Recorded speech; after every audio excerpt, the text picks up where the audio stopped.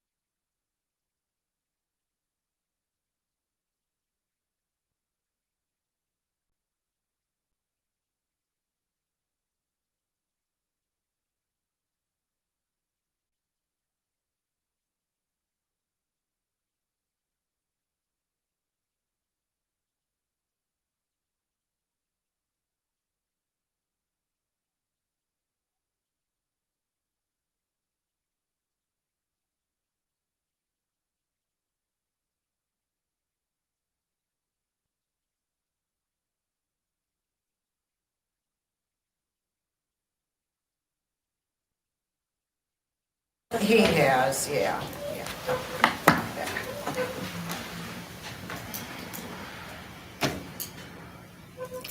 It's 7:10, we're back in public session. Item E, presentation. Number 1, summer graduates.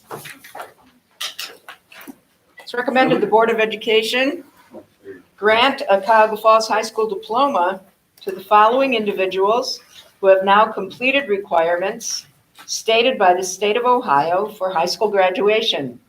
The Cuyahoga Falls City School District summer graduates for the 2019-2020 school year. Zion Zachary Black and Rita Chetri. Are you here with us? Congratulations. You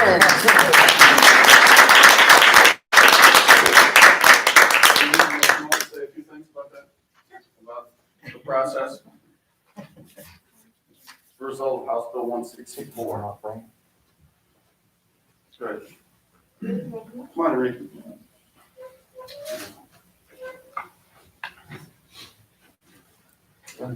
So Rita came to us from Columbus Schools.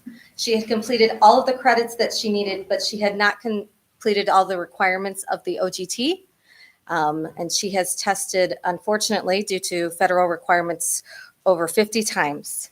But she was given the opportunity through House Bill 164, the opportunity to finally get her diploma, and she is applying to the University of Akron. And so we are very excited. She was super excited when I called her, and we're very excited that she's going to be able to finally realize her dream to go to college. She's been calling me and emailing me, when can I take the test? I want to go to college. I want to go to college. And so we're very excited to bestow this honor upon her tonight. Rita, I present you with Cuyahoga Falls High School diploma. Congratulations. You want to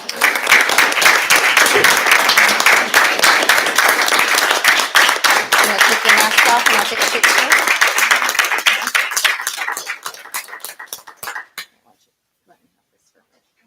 I'll take your picture. What do you want me to do? Just take her picture? There you go. That's perfect. Whoop. You got it?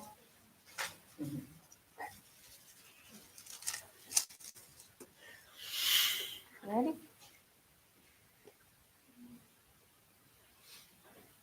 Perfect. Rita, would you like to say a few words? Can I say anything? I just want to say thank you, all of you. Good luck to you at the University of Akron, and we're so very proud of you.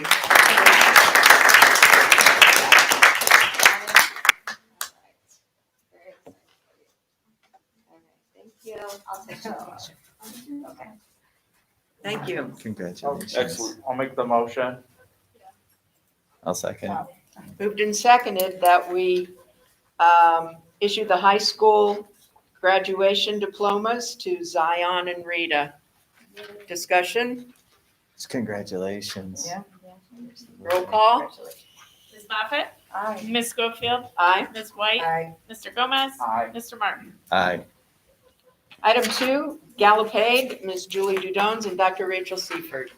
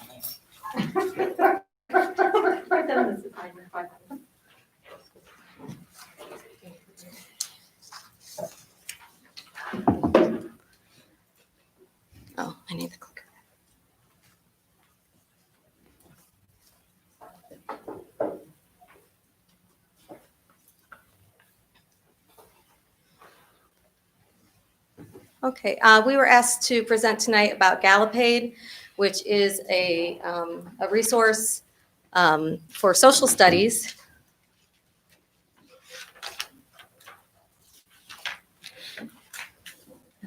Oh, okay. The Gallopade resource, we are requesting, we do 1-year contract at a time. We have been using it in grades 4, 5, and 6 for the past 3 years, and we are requesting to add it for grades 7 and 8 for next year. So one of the things about Gallopade is that it has interactive features to be used online. And I apologize, I know this is a little hard to see, and so I would be happy to share this with any of the board members that want to see it. But it does have, with online features that the teachers are able to share with students, it has interactive features that use all of the depth of knowledge questions. There are single choice, multiple choice questions. It has interactive features where students are using the different order of events, which is something that eventually they have to do at the high school end of course exam questions. It asks students to put things in different categories. It has students practicing map skills, tables and charts, inline matching, just a typical matching, and then putting things in Venn diagrams.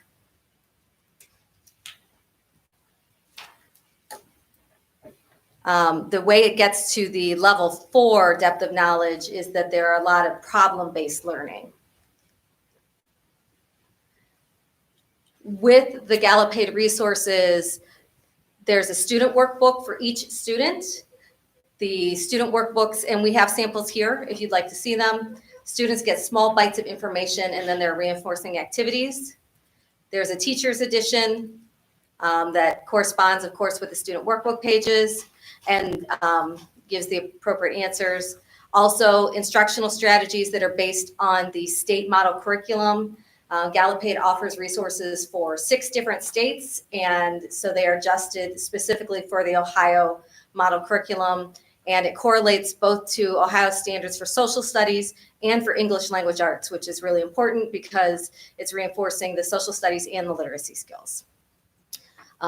Also within it, there are academic vocabulary books.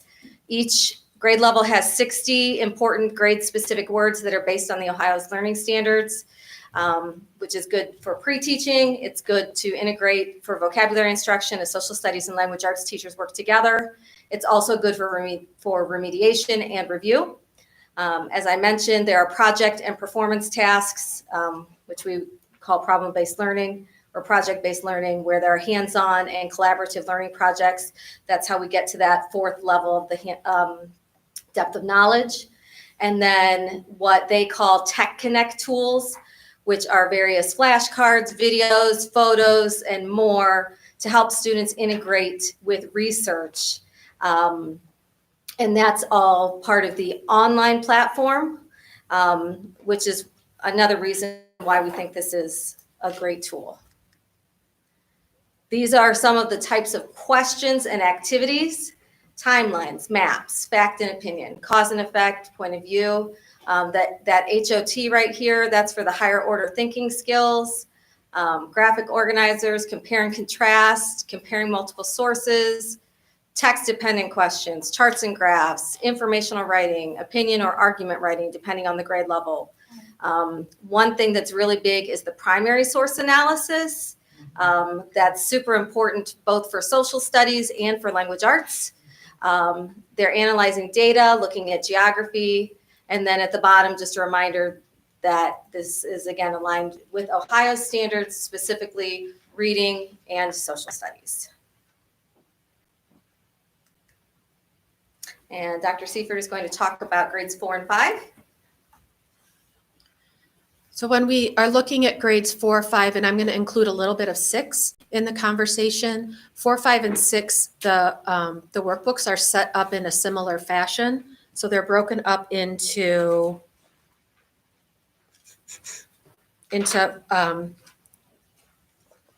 4 4 or 5 different sections. And then those sections are broken down into the content standards so that you can see that they're directly correlated with the model curriculum. So you can see that the history section is directly connected to the content standards 1 through 8, geography 9 through 14. So you can see those different chapters that are highlighted within the Gallopade workbook.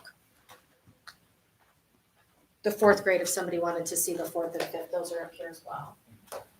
The 7th and 8th grade workbooks are set up just a tiny bit differently, but you can see how they're broken up into these different themes, and then throughout the themes, they obviously integrate the different skills through all of those. So as you're looking through them, you can see a streamline of primary source examples. You can see secondary source examples. You can see how the information is chunked in different pieces. So there will be short reading selections. They obviously become longer the higher up the grade level you go. You can see that the vocabulary is integrated within the reading selections and then highlighted throughout all of those reading selections. You can see text features that students would be expected to understand and be able to extrapolate information on a standardized test. So the way that the workbook is set up is that it is in alignment with your ELA standards as well.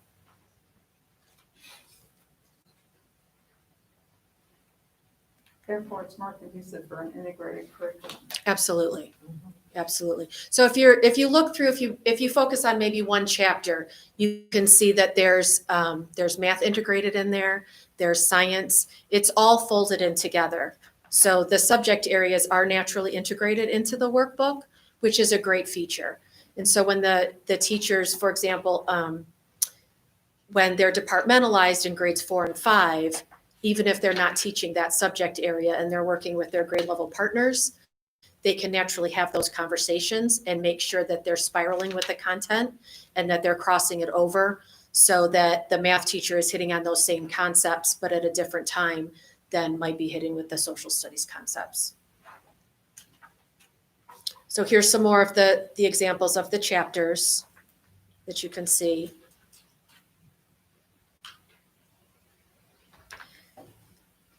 So here's an example. This is a snip from the 2nd grade workbook. And you can see part of the from the 4th grade workbook, part of the 4th grade curriculum talks about the age of slavery in the United States of America. So you can see here's a reading excerpt. You can see that there's vocabulary that's highlighted, and then it's paired with a graphic organizer for students to be able to go back and pull information out of the reading selection and write that right into their workbook. And then from that graphic organizer, that would lend itself very easily to then a writing exercise. Or they could take that reading selection and pair that with something else. Maybe they would use a example from ReadWorks or something from Common Lit, and then they could have a paired text with something that's right here in their Gallopade workbook. Now, our textbooks that the students do have, the copyrights are back in the early 2000s, so like 2004, 2008. The teachers still use those, but the way the information is presented gives the teachers a way to have the students think critically about how information was presented back in the early 2000s to the way the information is presented now. So that builds some natural conversations about how information is approached. Then if they bring in topics from current events, that's another way for the teachers to make sure that the students are able to think critically about how information is put in front of them. So by no means is this workbook used in isolation. It's used as one piece of a curriculum to make sure that students are getting a well-rounded education. Here's another example of a selection from the 4th grade. You can see that there's a primary text example, Uncle Tom's Cabin. Then another one from fugitive slaves, so students can actually see what the posters might have looked like back then. A natural activity to extend from this is to have students then make their own poster. They might use an activity where they're having to choose their own theme, maybe their audience for their poster, who would be reading it, who's the target audience for that, what they're trying to promote. So then that's a way that they can extend the information and have the students then come up with a creative extension activity.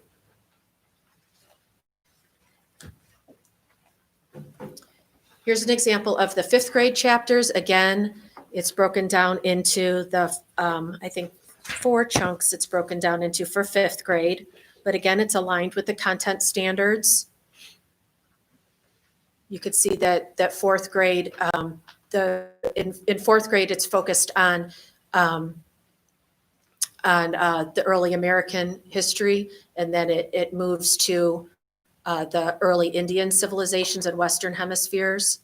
So one of the great things that they do with the 5th grade is they're talking about the different Indian tribes, only they don't call them Indian tribes, they call them by their actual names. So they'll focus on the Incas, the Aztecs, the Mississippians, and the Mayans.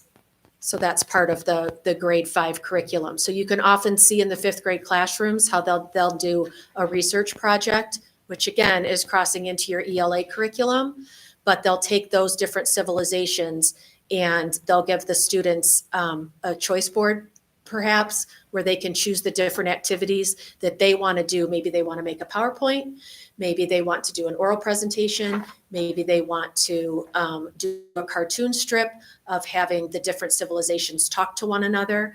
Maybe they're going to have them do a compare and contrast. So they take the different activities that are presented in here. They take different online resources and they then pair those, and then they can do different extension activities from there. This is the rest of the 5th grade. So you can see circle graphs is the first thing. So in that economics section, that's typically where there's the financial literacy section. So when the standards were revised in 2019, there's a huge focus on economics. There's a huge focus on career development and then financial literacy. So any of the social studies standards that you take a look at, you can see the thread of financial literacy just being woven throughout all of the standards. Here's an example of something that could be used as the beginning of a writing prompt, but the students would have to go back into the text and extrapolate that information, be able to fill in those squares. So that's something that they sometimes have to do that exact thing on an OST. They have to fill out a graphic organizer and go back into a reading selection. They pull out that information and then they take that graphic organizer and then they have to create their writing piece.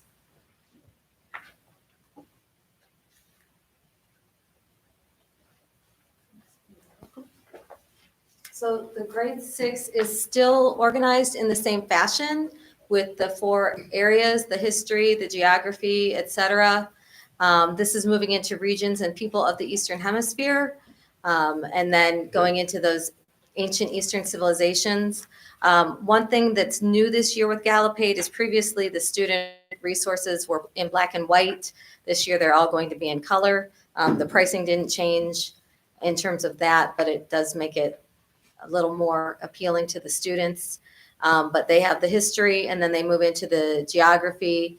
It is nice looking at, if you look, they actually start their resources all the way down in kindergarten. But if you look, each resource kind of builds into the skills that students need in terms of timelines, map reading, so on and so forth. So as you look at these different skills, you'll see that students are doing timelines. And as they approach 5th grade and then 6th grade, they're doing a double timeline and things like that. And so as you look on this, you'll see they're doing latitude, longitude, and then absolute location, which is a new skill for them. And then they're also talking about how does geography actually affect what's going on in these ancient civilizations. And then they're looking at the government. examining sources for perspective and accuracy, and then systems of government and the citizens' roles within the government. And then again, economics, looking at data sets, economic choices and consequences, fundamental questions of economics, specializations in global trade, supply and demand in the market, and comparing price and quality, again, looking at that financial literacy. A big part of sixth grade is world religions. So this is one other way that students might be asked to look at world religions, where they're looking at different core beliefs, who founded the religion, what was the origin of the religion. So they're looking at all the different, not all of them, but some of the main world religions. And this is a great place for students to bring in their own perspectives. And as Dr. Seifert pointed out, as with all of our text, this is just one source. And then teachers often have students do some sort of a research project, and where they're sharing and they're bringing in their own home backgrounds and their own knowledge. This is a great place for them to have discussion and that sort of thing, so that they can learn more about each other and more about that whole world perspective. And what have we seen about this when they're talking about current events and things like that. This is also a great place with our training that we've been having with Denise Ward and that sort of thing, where they can bring in those types of learning that we've been having with our professional development to bring that in. In grade 7, we have world studies from 750 BC to 1600 AD, which is ancient Greece to the first global age. And so grades 7 and 8 are new to Gallopade this year, but the only thing that really seems super different as you're looking at the books is that it's not organized in the exact same 4 strands. We have the essential skills for world studies, history from a historical perspective, and geography's influence on societal decisions. And then they go with ancient Greece, then ancient Rome, life after the Roman Empire, and then empires and feudalism in East Asia, and then Islamic civilization and how that has spread. This is a great follow through from those world religions from 6th grade. So it's just a nice continuation of that. And then that moves into the Renaissance in Europe, what happens as feudalism is declining, and then the Renaissance, West African kingdoms and trade. Again, they've already talked about trade. They've already talked about all those sorts of things in 6th grade. So this is a continuation. But then this also brings up the idea of slave trade and how that's handled. European exploration, and what is the impact of European imperialism. And then these pictures are from, a couple of you have the spiral books, which is kind of the walkthrough from the company that we were sent. So this is just to kind of show you, as you're looking with each chapter, there are this many pages. So for example, with one chapter, chapter 4 in this example, you have about 9 pages about Athens and Sparta. There's a teacher toolbox, which is online. There are 13 different activities, 6 different key images, I think 2 videos, I can't quite see that far, and 3 different links.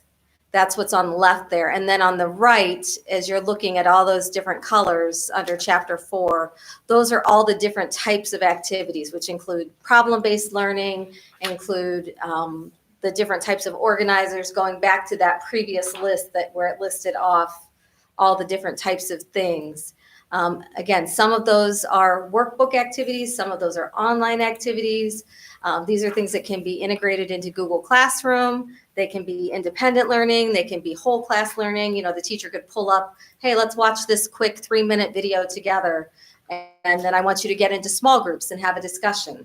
It can be, I want this group to watch this video and this group to watch this video and this group to watch this video, and let's compare and contrast these. Let's do a Venn diagram. It all depends obviously on the topic and what the purpose is. But there's always some sort of project-based learning, hands-on activities, that sort of thing. And it's really a well-developed product. Dr. Seifert said, boy, I wish I had this when I was teaching social studies, because this would have been amazing. I almost couldn't get her out of the book today. This is one example of why we really prefer these books compared to the almost 20-year-old textbooks. It's talking about Columbus's landing and how he explores the island of the Americas. And it's very clear right here.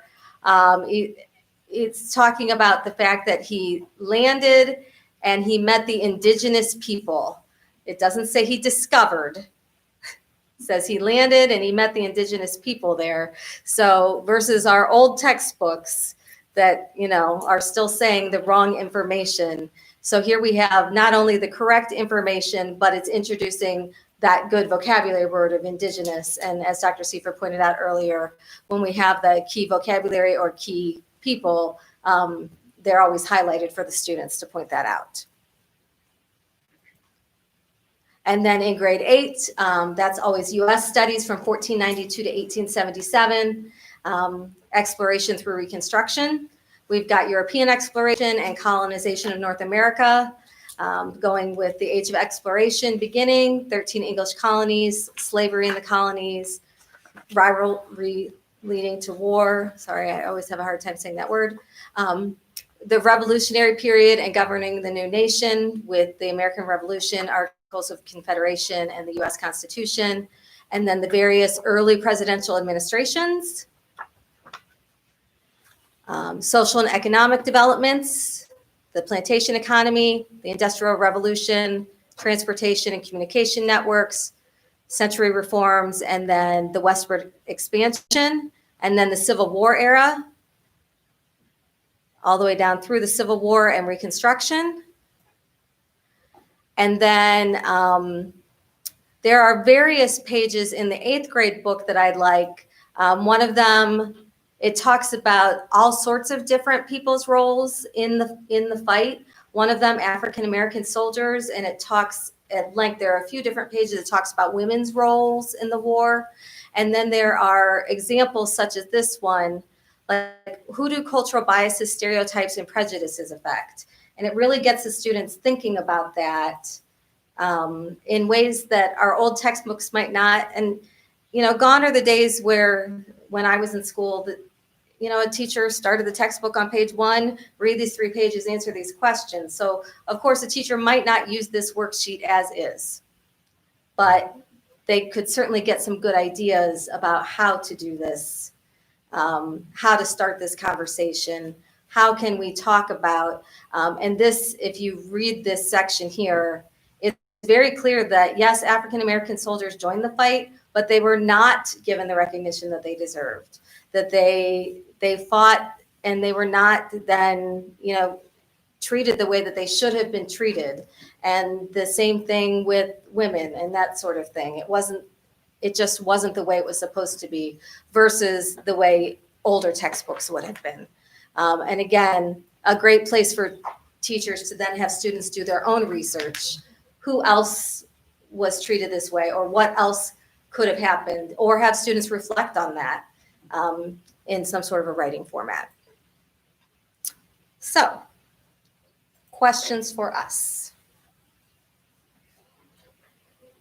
My first question is, so I know that when I'm going to use this as an example, when you gave us the math books and you talked about how you went through them to determine that this was the proper resource for our students.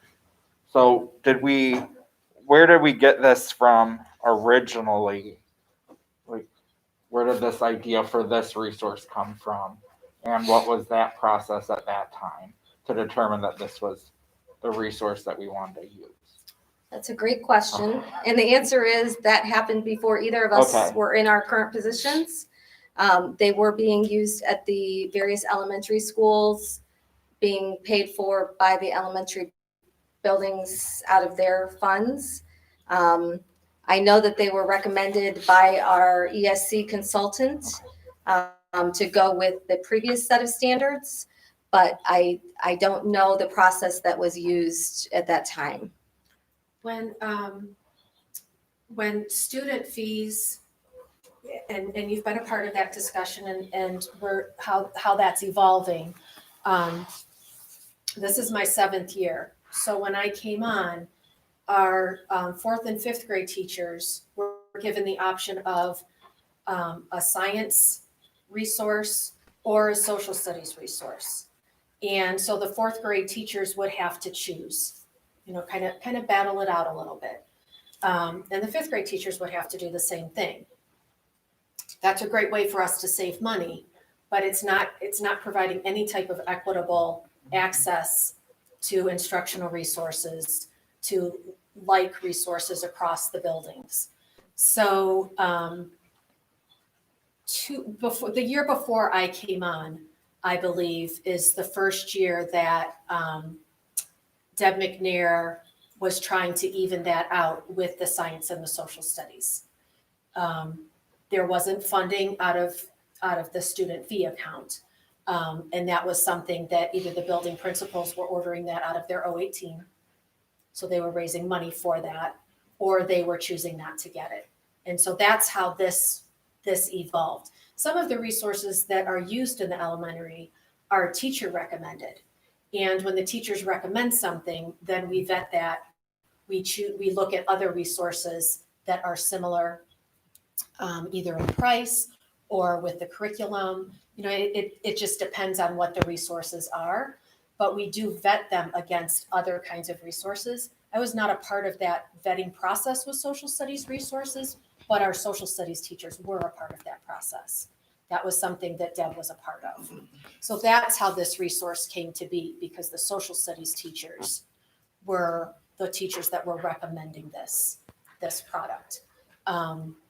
Ultimately, because of the district's financial position, our curriculum cycle, curriculum adoption cycle is woefully behind schedule.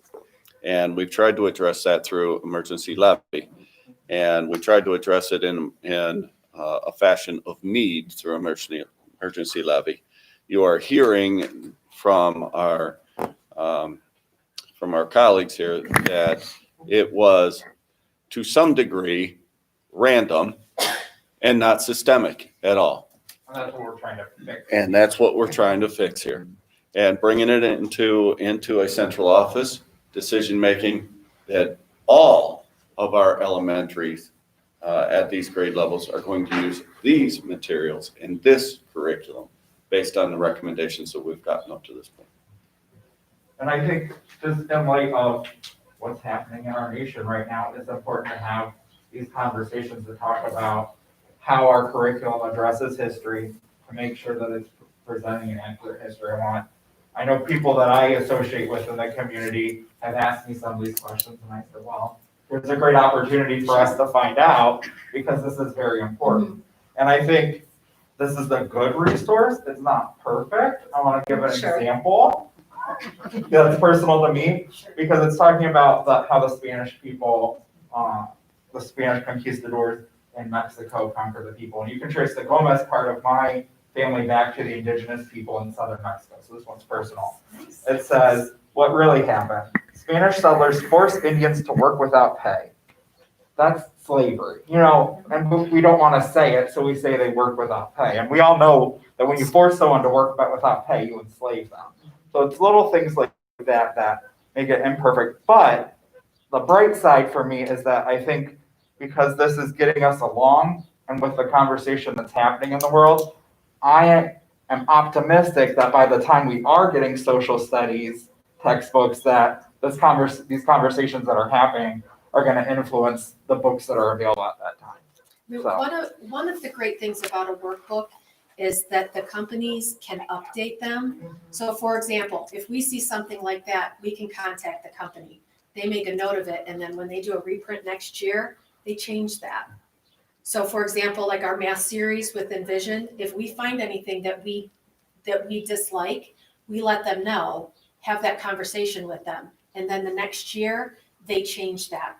So when we're talking about a textbook, I don't know that I would necessarily lean in that direction, because you don't have that flexibility. One thing to draw your attention to is, if you notice that the information in these is built off of our future ready skills, right? Our critical thinking skills, our problem solving skills. If you look back at our textbooks, There's a lot of reading involved. It's not chunked. It's not presenting it in multiple fashions. It's not stopping the text, giving different ways to think about different things, where you'll find that in these. And that helps build that opportunity for the fluid conversation, the flexible conversation, bringing in other resources. So this is built off of that idea that we're not memorizing, we're thinking, we're problem solving. So when a teacher comes across that topic that you found right there, what a great opportunity to now have a conversation. And we believe our teachers have that great knowledge. And when they get that chance to collaborate and they bring all of those discussions together, and then they impart that to the students and they have those rich conversations, that's the best kind of learning that you can ask for. I'm just very appreciative of both of you, I think, hopefully you both know. And for what you're doing and to have this somewhat uncomfortable conversation about how we talk about history in our district. I'm very appreciative of that. It's very important. And it's important that we have the uncomfortable conversations here so that when we're presenting history to our students, they can be comfortable. And we're not making them uncomfortable. Right. Well, and That's a that's, great way and I think most of our history teachers, and we called or texted a few of them as we were preparing the presentation, you know, like, what are you using in addition, you know, or, you know, how are you using this? And each of them said, well, you know, I don't just use that, you know, I also use other things. And like, And observing teachers, I mean, I have examples from when I was at Silver Lake. And I remember actual lessons that I observed because they were exciting to hear how they were having those conversations. And they were uncomfortable conversations. I mean, I can picture being in Mrs. Stass's classroom when she was doing her slavery lesson. And I said, can I come back for the follow-up? Can I come back for the follow-up? Because it was so exciting to listen to how she was talking about it, but then to hear the students and what they were bringing to the table and what they were comfortable sharing in that setting, because the setting was made to be comfortable and it was made to be risk-free. Mhm. And what a great opportunity for our students. and I think our teachers do a great job of that. Absolutely. I'd also like to thank you, because my last few years were spent as a social studies teacher, for providing this as a common thread across buildings and even grade levels, because what we found during the time I taught this is that we would have to physically move the books from one floor to another because the standards were no longer aligned with the books that we had. And therefore, we would get what we did. We would look at the standards. We would find the resources. Now there's a common resource for everyone to use. And even though teachers are quite good at sharing things, your curriculum and your classroom presentation is based on the resources that you have. So I'm grateful that we now have this common theme going across our curriculum, across the grade levels, and we have a resource that we can look at and have those conversations that you always have in a social studies class. The In your teachers safe will still environment. do that though, Yeah. by the way, you will see. I understand Now, that. there's a whole classroom of students going down and they're all carrying 2 books I because understand they're that. still using that. They do it in science all the time and they'll do it in science across 4 different grade levels. Right, but what this does is it brings a more, as Anthony was saying, a better focus on historical perspective, a better focus on how things have changed over the years and give the students opportunities to do that. Because historical perspective was not something that was part of a textbook previously, but we see it now. These Thank you also for saying that. These also allow for common assessments because they have an online piece, and that was something that we were having struggles with in social studies. So, a little bit. So, Any further questions for our curriculum coordinators? Thank you. all right, thanks. Thank you both. Nice job, Lee.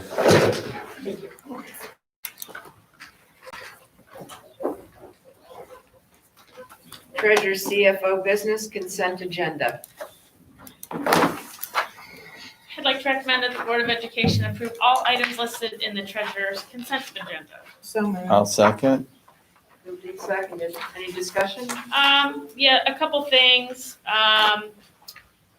Obviously, this is the end of the year meeting, so we have our final appropriations for this fiscal year. and our temporary appropriations to get us started for next year until, I'll be bringing the permanent ones in at the July meeting or the first August meeting for that. So we have until September 30th to get a permanent appropriation approved by the board for next year. The advances and transfers, the advances are to our federal and state funds. The way those operate is we spend the money and then ask for the reimbursement. We don't get the cash up front. We have to show that we spent it. So those are just ones at the end of the year. We have not received that reimbursement. I'm not sure that we will receive it before July 1st. We've entered the request for it, but this is a busy time of year for them, so they can't guarantee that they're going to get it to us by June 30th. And the transfers you see are from a few of the elementary school buildings and their school fees. So the free and reduced children are not required to pay school fees. The order, however, comes out of the same account as our paying students. So there is always a deficit to a certain extent for those students that we're required to pay for. And the last item would be something that is new this year, and you'll see it every year, is the alternative tax budget for the library. So it is required to be adopted by the board by July 15th of every year. It's not something that's happened in the past here, but I talked to Laura over at the library, and she's, we've been doing them, and we kind of started talking about, I guess I started talking about it last year. And so I said, I'll put it on this agenda with everything else. So it's just a requirement for the county, just like ours, to kind of set their estimates for the next year, and then they can go through and make their appropriations and estimated resources amendments throughout the year as actual dollars come in. So that'll be something you'll see at the every June meeting from now on. That's it. I just want to add, I really appreciated the format of the advances and transfers. It was really easy to understand. So I appreciate what you did on that. Roll call, please. Ms. Schofield? Aye. Ms. White? Aye. Mr. Gomez? Aye. Mr. Martin? Aye. Ms. Moffett? Aye. Item G, Treasurer CFO's business, Mrs. Christy Stoickley. I'd like to recommend that the Board of Education approve the May 2020 investment schedule and monthly spending report. So moved. Second. Moved and seconded. Couple items here as well. I'm gonna first take a look at the interest for May and kind of go over where we're at with that. So as I said before, and I've told you before, we're actually, we were lucky enough to lock in our rates with Red Tree before everything kind of crashed down. So while they weren't super high rates, even at that time, they're a lot better than what it looks like nowadays. So we are still earning a good amount through them with that. Huntington, you will not see anything this month, and that is due to the fact that the feds cut the rate to 0, and that is the basis points, and so that is part of that for them. So we didn't receive anything this month either in that. So to kind of offset that, we've moved more of our money into Star, Ohio, because we will get something from them. It's a little, more liquid to go to Star, Ohio, instead of locking it up with Red Tree, which we're not really going to get a whole lot out of right now. So this way the money can be moved back and forth. But we will earn more now in Star, Ohio until that rate goes back up.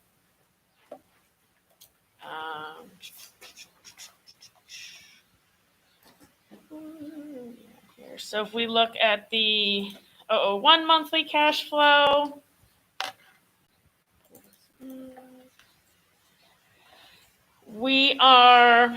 the general fund, so revenues are pretty much on target with where they've been in the previous years, right around 3.7 to 3.8 million. Expenditures were down a little bit due to the fact, that would normally be a higher month for substitute costs, which we did not have this year. So there are some things pandemic related that resulted in some savings in the month of May. You can see there was, the deficit, which is typical of May and June of expenditures over revenues. They're not high revenue months for the district comparative to others. And we are sitting at about 15.8 million, which again is on trend with how it's been all year. It's about 4 million more than last year at this time. Looking at the final stuff for June, it's looking to be probably ending at about 11 million cash balance, and that is after encumbrances. So this chart here does not include encumbrances. So even though it says we have $15 million in cash, we do have $15 million in cash, but we have outstanding obligations of encumbrances, which are not factored into this. So looking at where we are, being very close to the end of the month, we are looking to end right about 11 million, which is inclusive of the encumbrances. And we were, I think May's forecast projected about 10.3. So it's a little bit better than what it was. So that's good. And then cafeteria, the 006. As you can see, similar to April, obviously a down month for revenue due to the fact that schools were closed. Other than, the pickup points and the drop-off locations that we had, very similar to April, obviously down about 100,000 to what we would normally get in the month of May. On the flip side of that, expenditures are also down a little bit, similar to April again, because we're not purchasing as much food and as much inventory for those items. So they, much like April, they're a little bit over expenditures over revenue, but they're still right in line with where they were last year at this point. They were at about 230,000. They're about 234,000 to the positive, which is still good. Now, going into how next year looks, it may be a different story, but we'll have to see what it actually does, what cafeteria does look like for students, and if some of these waivers will still exist for our non-free and reduced children if that gets extended. So that's something to keep an eye on. It looks like they'll end up in good shape to end this year, but definitely next year to keep an eye on. And I think that's it. Any questions on the financial transactions? I just wanted to add that there were a lot of refunds this month to the people that had previously paid for field trips or different things like that. And I know that added a lot of extra work to your staff, but keeping the fact that we keep such accurate records in the first place, I know makes that easier. And I'm sure that people appreciated getting those in a timely manner, even if it did add a lot of extra work to your people. It did, but yeah, a lot of field trips that never happened, paid to participate, the ones that we did get. So there was a handful of things that got taken, right before everything got shut down, and but we were able to get those back to everybody. So. And the other thing I wanted to add for my fellow board members is ask Christy once she's done with, the craziness of this time in the fiscal office, she could give us a comparison of how much we made in interest this year compared to previous years so that we can more tangibly realize how much money we've made on our money and trying to be as responsible as we can in investing money. Because I thought that would be a positive piece of information for ourselves to know as well as to share with the community. So Good idea, Mr. Gomez. All right, let's take a roll call. Ms. White? Aye. Mr. Gomez? Aye. Mr. Martin? Aye. Ms. Moffett? Hi. Ms. Schofield? Aye. I'd like to recommend that the Board of Education approve the donations as listed. So moved. I'll second. Moved and seconded. Any discussion? Again, just want to thank the folks, and it looks like a company, for their donations. Again, as we all know, the economy still has its challenges out there. And I know that we as a board, as well as our district, is very appreciative of what our community helps send our way. And just wanted to make sure that we got a little tip of the hat to our donators. Thank you, Mr. Martin. Ms. Stoico, please. Mr. Gomez? Aye. Mr. Martin? Aye. Ms. Moffett? Aye. Ms. Schofield? Aye. Ms. White? Aye. And my last one. I'd like to recommend the board approve the attached resolution declaring it necessary to renew the levy of a tax for the purpose of current expenses of the Cuyahoga Falls Library and requesting the Summit County Fiscal Officer to certify the total current tax valuation of the school district and the dollar amount of revenue that would be generated by the levy. So moved. Oh. I'll second. Was that a second? Yes. Thank you. Moved and seconded. Any discussion? Again, this is no increase in millage. This is just renewing. This is their first resolution to renew their 1.9 mil levy that's currently on. I know that on a personal note, I'm not happy with what they've done with some of the items there that occur with the Friends of the Library. And I'd just like that noted that some dissatisfaction on my part for that, so. I just note that it's an interesting ripple in Ohio law that because the library board is not elected, they cannot vote to levy a tax on the people that they represent. And because our Cuyahoga Falls portion that we represent along with Silver Lake is exactly who the library services, we get the fun task of putting their levies on the ballot. Roll call, please. Mr. Martin? Aye. Ms. Moffett? Aye. Ms. Schofield? Aye. Ms. White? Aye. Mr. Gomez? Aye. Any comments this evening, Ms. Stoico? We've said a lot of them. The only other piece of information, which is nothing set in stone, but it's just the latest that I'm sure some of you, if not all of you, have heard. The rumor mill is basically that the cut for next year will be very similar to this year's cut, which for us was a little under $1 million. We forecasted a little bit more than that, 6%. We forecasted 10% for next year. Again, nothing definitive yet, but that's kind of what all the different entities have been hearing and are saying should be hopefully coming out shortly once they've closed their fiscal year as well. But again, who knows? Before you finish up this evening, this is your first fiscal year close with us. Yeah. And I'd just like to take an opportunity to thank you for finishing out our fiscal year strong and giving us all the reports in a timely fashion. And we are just grateful for your work, so thank you. Thank you. And for finishing out a whole year as treasurer of our district.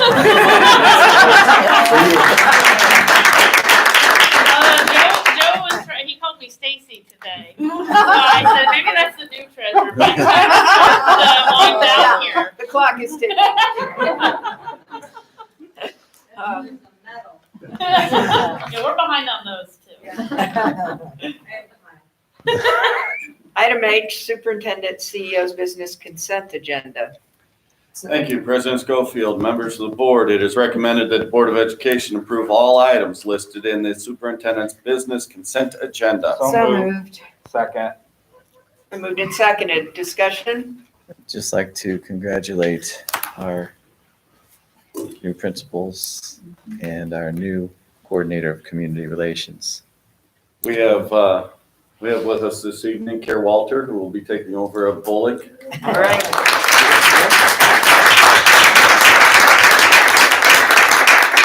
And then Wyckoff, who will be taking over at Price Elementary School.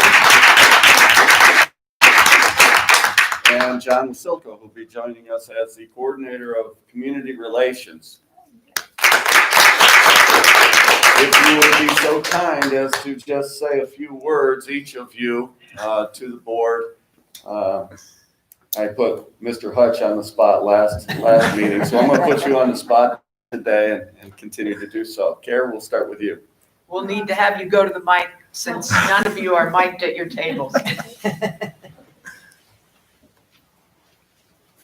Sorry, generally I talk so loud, nobody really needs to mic me. I would just like to say thank you. All of you have helped me grow as a professional. When I came here, I was right out of the classroom. So I have really enjoyed this community And I appreciate the support that they have given me and you have given me. And I look forward to continuing to serve Cuyahoga Falls and follow through with a lot of the initiatives that Mr. Hutch and I started. And I'm going to bug him a lot because I'm going to need his tech brain. But I look forward to some great years together. And I'm very, very excited, a little nervous with all that's going on, but very excited to be able to take on this position at Bullock. So thank you. Amanda, your turn. She got the colors down. That's right, good. I really like black and gold. It's a good color scheme for me. So, good evening, I guess, at this point. I'd like to thank you, President Schofield and Dr. Nichols, as well as the rest of the board, for allowing me this opportunity to bring, my background to the Falls. And I have got such a warm welcome from everyone so far. This administrative team has blown me away with how welcoming they've all been. Ellen and Rachel, I've done a lot of work with, and Ryan has been my right-hand man for the last few days, getting me established with technology. But I'm really excited for the opportunity to kind of grow Price Elementary and get to know that staff and be a part of your community. So thank you very much. Congratulations. John, please. He's got the colors too. That's right. Kara already knew. Kara. Here's Both both. of us, right? She's got it going too. Yellow buttons. Yeah. and- I mean, look at the tights. I have to echo everyone else. I'm so excited to be here. I want to thank you for the opportunity to be here. I'm already enjoying learning about all the communications you have in place and looking for ways that maybe I can help support and enhance what you're currently doing, and also building the relationships that you have throughout the community. I'm very impressed that you all have made communications an integral part of the strategic plan, and I'm looking forward to doing everything I can to bring that to life. So thank you all so much for this opportunity. Thank you, John.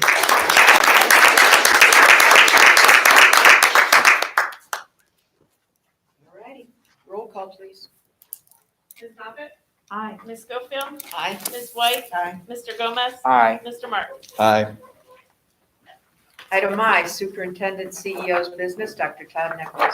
Thank you. President Schofield, members of the board, it is recommended that the Board of Education approve the following contract for services between Cuyahoga Falls City School District and Sendero Therapies, Inc. Motion, I'll second.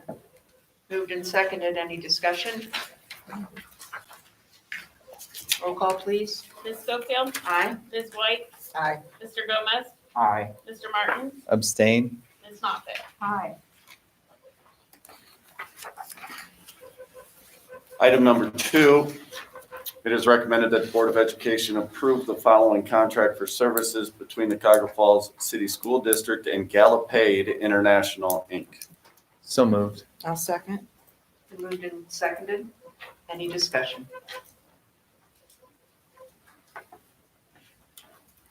Roll call. Ms. White?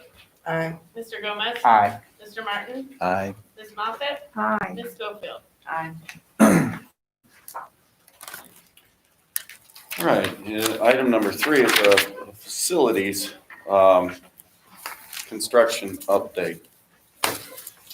The OFCC is meeting tomorrow, and it's a virtual meeting.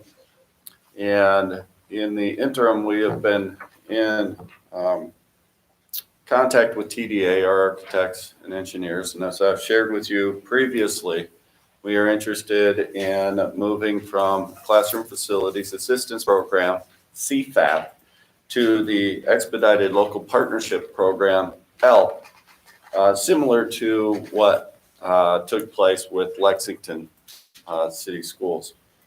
We have sent a letter to Bill Prenisall, the representative of OFCC, stating our case with regard to that transition, and also suggesting that that Ms. Stoikoi and Mr. Bugatti would be participants in that meeting, should they be allowed to be participants in that meeting. And we have partnered with Manchester and Triway schools that are in similar situations that would like to access their local share and get started with the project. We have heard no response to that letter, which, you know, no news might be good news in this situation. Plus, Senate Bill 4 has been introduced. I haven't gotten word whether it's passed or not, but that would potentially add $300 million to OFCC budget for FY21. Todd, So would that be additional dollars added on to what they normally were going to be budgeted, or? I don't think so. I think that's just their That's gonna be their allocation. budget for next year? Yes. Okay. And so those, to me, are pieces of good news, and that we might be hearing something from OFCC relatively soon, and certainly, you know, not before tomorrow's meeting. It's a 1:30 meeting. It's going to be held virtually. Yes, Mr. Gomez. Senate Bill 4 did pass today. Okay. One of our state senators, State Senator Sykes, voted for it. Our other state senator, Senator Rogner, voted against it. Okay. But it passed. Sorry. Well, I'm not surprised. For those of you who made Roll your eyes phone calls, together. thank you. That was a last-minute introduction at a deadline on that Senate Bill 4, and 300 million just might get us our share. So we'll know tomorrow. Yeah, we'll be pushing. And so that's the update in terms of facilities. Digital learning. I'd actually like to rename this section. Back to facilities for a Oh, second. sorry. Since you're talking about ELPP and CFAP and ALP or whatever, can you briefly explain what would be different if we were in the ALP program opposed to the CFAP? Just without getting too deep into the weeds, what would be different in the ALP program is that we would have access to our $80 million share. I mean, it was $80 million local and $33 million state, or round numbers. And so going through the expedited process, or in the expedited program, we would then have immediate access to our funds, which then expedites the selection process in architect of record. In fact, it takes OFCC out of that selection process in the architect of record and then becomes solely a board decision. Right after that, then you have construction manager at risk that would come on as well. And that would also be a local decision. And it's not a suggestion of whether we will or will not get to $33 million. It's a matter of when. Especially if we make the transition to ELP, because then it is a contract. It's a binding contract between us and the state of Ohio at that point in time. Okay? So I don't want to mislead. I don't want anybody to think that if we transition to ELP, we might not get that $33 million. That is not going to happen. That is a binding contract at that point in time. Okay? Does that help? Thank you. Perfect. Digital learning, I'd almost like to rename that, so to speak, the whole reopening piece, perhaps. And there's a lot of information that I have that I can share, and some speculation, some crystal ball pieces. The crystal ball has been a little bit cloudy here lately because we've been told that we were going to have guidelines from the state Tuesday at press conference. And as we all know, that did not happen. I knew that early in the day, Tuesday, in a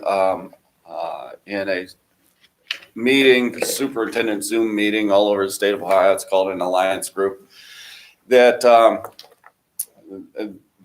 we knew that the governor's office wasn't ready yet to issue those because of all the parties that are involved in that kind of thing. If you watch the press conference Tuesday, you saw the governor introduce some maps of the state of Ohio, and there were color codes that were associated with the maps in the state of Ohio where the risk factors were higher. risk levels were higher, particularly Southwest Ohio where it's spiking.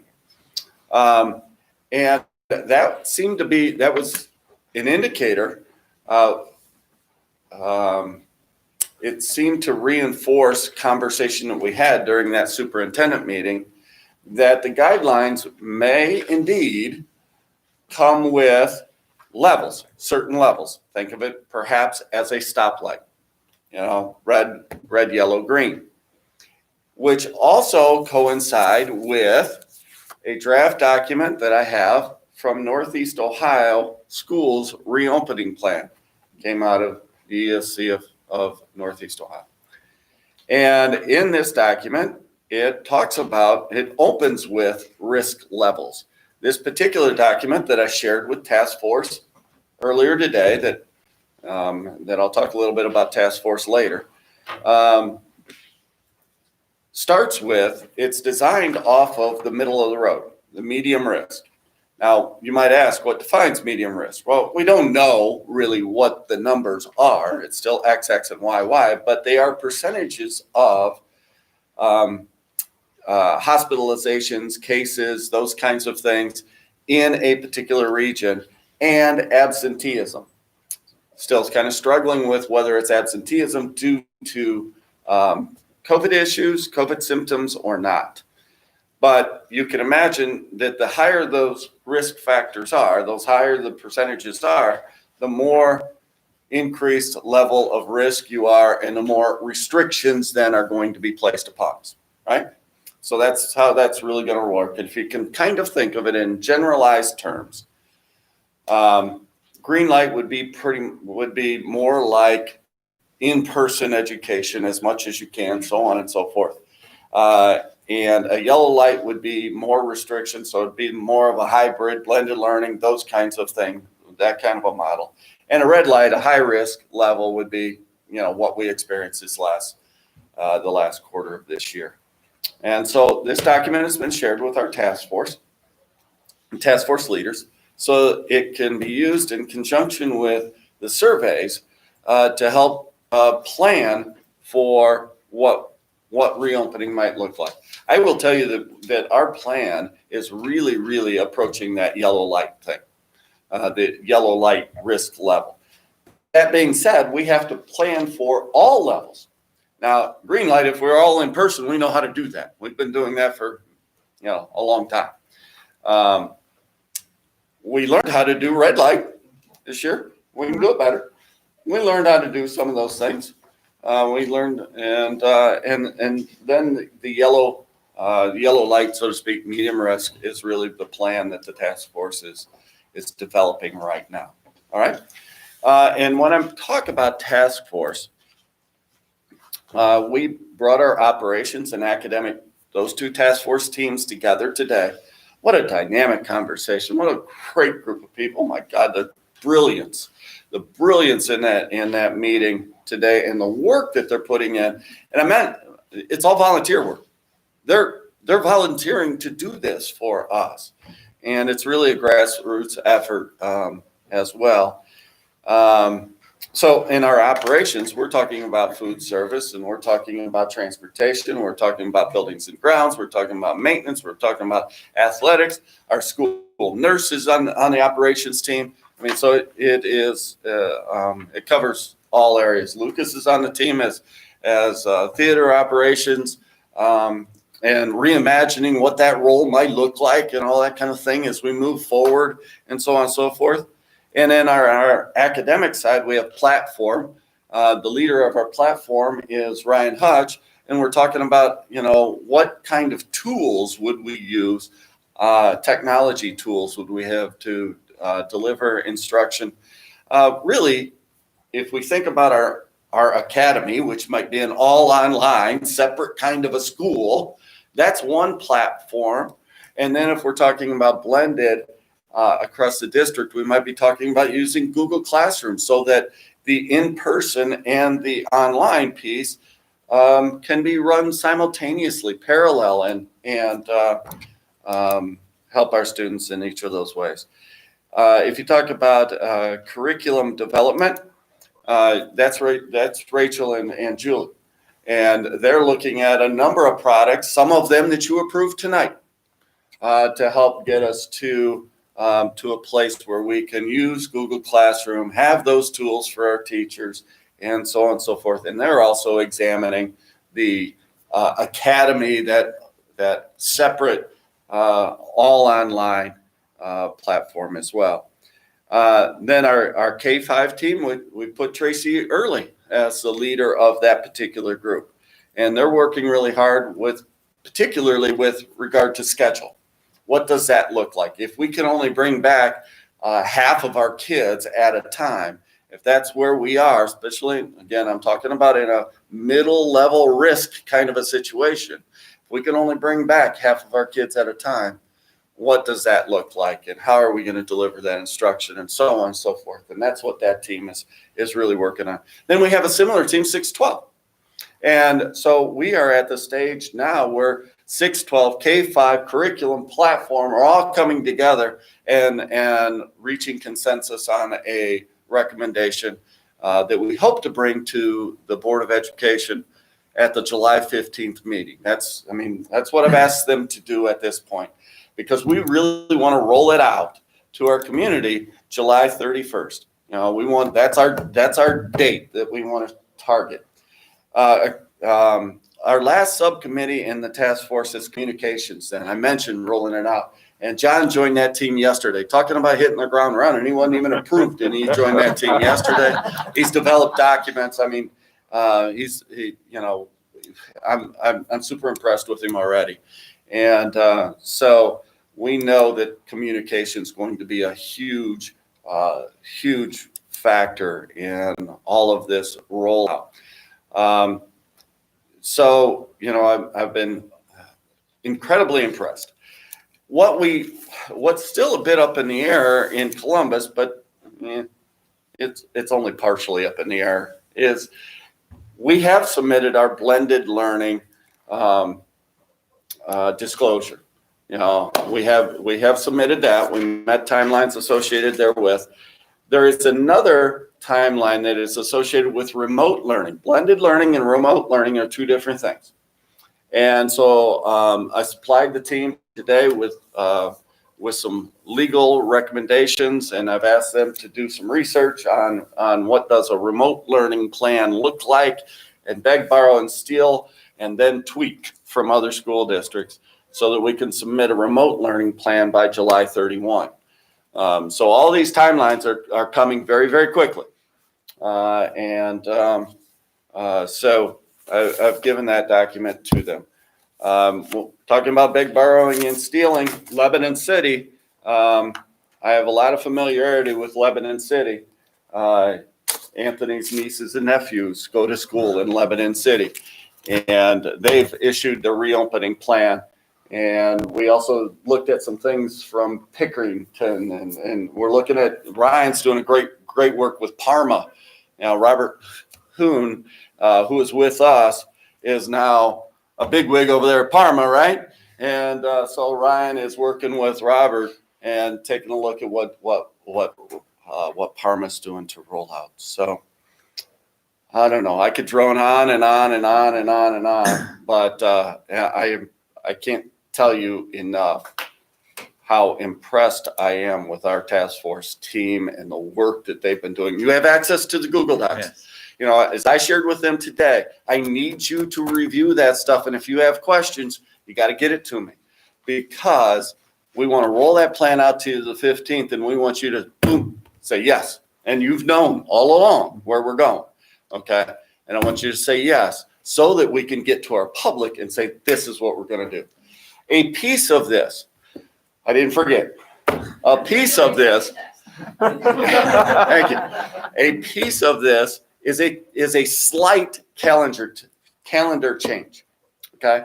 So we would like to have a hearing ASA yesterday, so that we can have that 30 days notice, that the whole calendar change piece. And the slight calendar change is this. We were scheduled to have staff in Monday, Tuesday, 17th, 18th, and then students coming back on the 19th. We would like staff to be here 17th through that rest of that week, that whole week, all three days.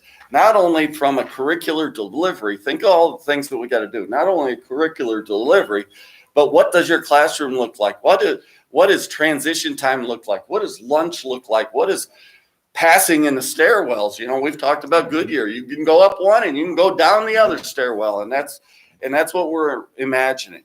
You know, and so we have to bring our staff in and give them the opportunity to acclimate to a new environment in that way at all of our buildings. You know, what does wearing a mask on the third floor of Lincoln in the afternoon look like? Right? So we would like to do that, and you know, I'm not asking for a vote or anything like that, but if you have reservations with that in any way, shape, or form, you need to get those reservations to me. Like I said, ASA yesterday, because we got to roll with that piece of it. Todd, I'm thrilled that we are looking at the academy, the online academy, because I know we kind of broached the subject a few years back and we weren't sure we could do it. And with this task force, I'll agree, there's a lot of talent that's on there that's bringing these ideas together. And they're actually taking what we thought maybe we were going to struggle with, and they're bringing those to potential fruition. So yeah. We talked about survey data. We surveyed our teachers a little bit in terms of, you know, who did well and who didn't do well and who's comfortable, who's not comfortable. And we're going to survey staff again. Ryan just sent me the language on it today to prove the language, but identifying those individuals amongst our ranks who want to be our academy teachers. You know, and that's a whole new look. And we got to work with CFEA and so on and so forth. And that's what's so great about having, you know, Melody's right there with us. Melody Carlisle, CFA president, and Grassroots, having so many teachers that are on the task force. You know, everybody's buying in. And so, yeah, you can tell I'm super excited about it, more excited about the work. And it's interesting work. This is silver lining in the whole thing, is that we have a little bit of a chance to reimagine what education can look like. And so anyways, I don't want to freak anybody out anymore. One more layer about 6th District and career tech conversations. Yeah, we, as 6th District Compact Superintendent's Executive Committee, we all agreed that we would start on the 24th with our CTE programs, bringing those kids back on that Monday, the 24th, and bring them back in a way that is acceptable with departments of health and that kind of thing. The scary thing is about the whole high, medium, low piece that I brought up at state level is, frankly, number one, how are they defined? How are those areas defined? Is it defined on a countywide basis? Excuse me. Or is it defined on a zip code basis? You know, the governor's map was zip code. We have 3 zip codes, you know, that we're dealing with. And so that might be tricky. And I'm concerned about if one of our areas or us as an area transitions from, you know, medium to high or low to high just overnight like that. You got 2 days to prepare. I'm a little bit concerned about that. I suppose we've been through that once, and that's all a piece that we have to have in mind and why we have to plan for all 3 levels. So again, I could go on and on. What other questions might you have about reopening at this stage? I don't have any other questions. Like I said, I know some of it's still up in the air, but I'm comfortable and confident with where the task force is leading the recommendation. So I don't have any issues that I would think would cause me to raise my hand up and say, hey, hold on. So, okay. Well, we put new documents in the Google Drive.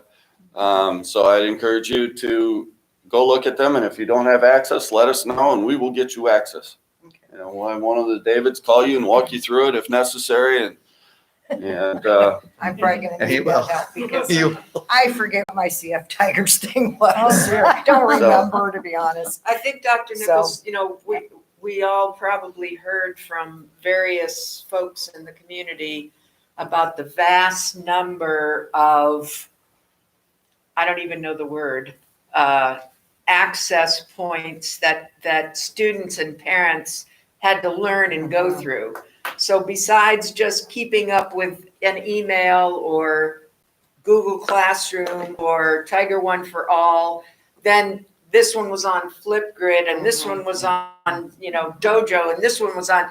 Right. And my neighbor has 3 children and she counted up, I think, 17 different doodahs that she was trying to figure out how to access.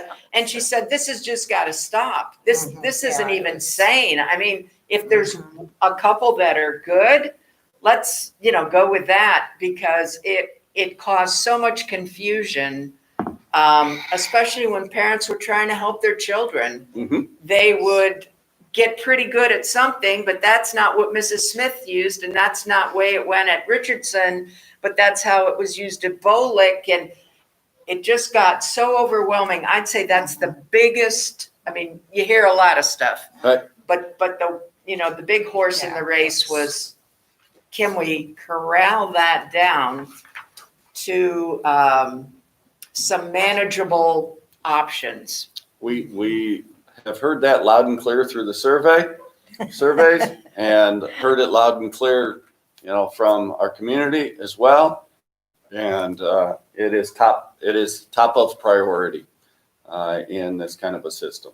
And Ryan's doing really good work to narrow down some of those pieces, as well as Rachel and Julie. So, it's yes, we have heard loud and clear. That's Okay. Alrighty then. All right. Is there any way that when kids do come into the building, are we going to be taking their temperatures as they enter? Are we going to be testing our teachers? Are we going to be testing kids? I mean, I know that We have there's not we have a enough. whole set of protocols Okay. that will roll out with, Okay, on the operations side. I don't want to That's go good. down that I road just- right now and make any commitments one way or the other right now. Because there's for example, the use of masks and how you use the masks in the building can then change the amount of students that you can have in the building. At least those are the guidelines that we have so far. Okay. Okay. And so there's going to be a whole bunch of protocols that come along with that. Okay. We have invested in a lot of PPE, hand sanitizers, 216 hand sanitizers at this point in time that may go up to 400, all with cartridges and so on and so forth, product in it. We bought 5,000 disposable masks. Okay, so we're making investment in PPE. We're making investment. We have 2,000 new Chromebooks sitting in the warehouse. We're making investment in technology, and we're preparing ourselves. I know. I just And we, wanted in to. terms of the thermometers that can take temperatures, we're expanding from one in every building to several in the buildings. To say that we're going to take the temperature of every one of our 4,500 kids when they come through the door, that's probably not feasible. Okay. But we are preparing ourselves according to the guidelines. Fair enough? All right. Any additional comments this evening, Dr. Nichols? Yes, I have a couple. 2, really. But one piggybacks upon our social studies adoption. Thank you. We know that our curriculum is woefully behind and our adoption cycle is woefully behind. And that was largely due to our financial situation. We are fixing our financial situation. I wouldn't say we're done fixing it, but we are fixing our financial situation. And by fixing our financial situation will help us get back on a curriculum adoption cycle, and then we have to adhere to it. We have to stay with it because our materials for social studies in elementary are 2004, 2008. There's a lot that happened in this world since then. And we talked a little bit about it, and I want to piggyback on it. I am so happy that we are going down the road of ICS for equity, that kind of training for our district. We have, for the last couple of years, done work with regard to diversity, done work with regard to trauma, done work with regard to implicit bias. Those cannot be one-shot deals. They have to be ongoing and forever. We have to continue to work on those issues and have those, as Mr. Gomez said, uncomfortable conversations. We have to be willing to do that. And I'll just say it out loud. One of our student groups that we have done nothing for, really, and we have to admit it, we have to own it, is our Black population, our Black students, our Black families, really in the community, not just in the school district, but in our community. And seeing what's going on in our world today, and knowing that some of my best friends are Melvin Brown and Ron Coleman down at Stebbins, and what the work we did down there, and Joe Davis, who is superintendent in Ferguson, Missouri, that was selected to come in, Harvard trained, to take that school district from where it was after their race riots, because of the police violence that took place in Ferguson. And having those as some of my very, very best friends, and then knowing what my personal background in this area is as well. We can't be silent anymore. We can't be silent anymore. And we have to understand, and we have to have those uncomfortable conversations. And out of our ICS for equity training, we have to build something coming out of those pieces. It just has to happen. We can't be the Cuyahoga Falls that was the Cuyahoga Falls of yesterday. It just can't happen. So people may agree, may not agree with me, but that's my stance. And that's where I am with it. And so enough said on that piece for today. The other piece is on a much lighter note and a much happier note. Congratulations to Shannon Hoover, who is an intervention specialist at Cuyahoga Falls High School. She has been named Franklin B. Walter Outstanding Educator, and she is going to be receiving that award this fall. Dr. Nichols, how can we continue to recognize our staff? I mean, that's something that is so important to us, but I mean, we're sensitive too to how many people we can put in this room and the kinds of things we can do. But I know we like to recognize our grant recipients, and we have had quite a few of those between the foundation and GAR, and now, this teacher, and I'm sure, we have others that we'd love to recognize as well. And any thoughts about how we could make sure that happens, because we are just always so incredibly proud of them. And not only do we have to think about that, we also have to think about Top Tigers. You just reflect upon how many people we've had in this room during Top Tigers. So that both of those pieces of recognition that are embedded within our strategic plan and our goals, we are going to have to rethink all of those pieces, quite frankly. I don't have any firm answers for you tonight, but know that it is top of mind. Good. Well, let's just keep note of all the wonderful things that folks are doing, so that when the day comes, even if we have to be in the auditorium for a meeting where we can spread out among the seats and have plenty of room, whether it's the children or the adults, that we don't miss anybody, because it is so very important to all of us that we continue to recognize all that's done here. Agree. Any final comments? No, that concludes my comments for tonight. Item J, board business. Item 1, resolution to renew the levy, renew an existing tax levy. It is recommended the Board of Education approve the resolution pursuant to Section 5705.21 of the Ohio Revised Code, submitting to the electors of the Cuyahoga Falls City School District the question of the renewal of an existing tax levy for the purpose of current expenses to be placed on the ballot during the November 3rd, 2020 general election. So moved. I'll second. Moved and seconded. Any discussion among board members? I think we just want to clarify that it's a renewal levy. It's not any additional funds that we're asking for. It's the same amount of funds.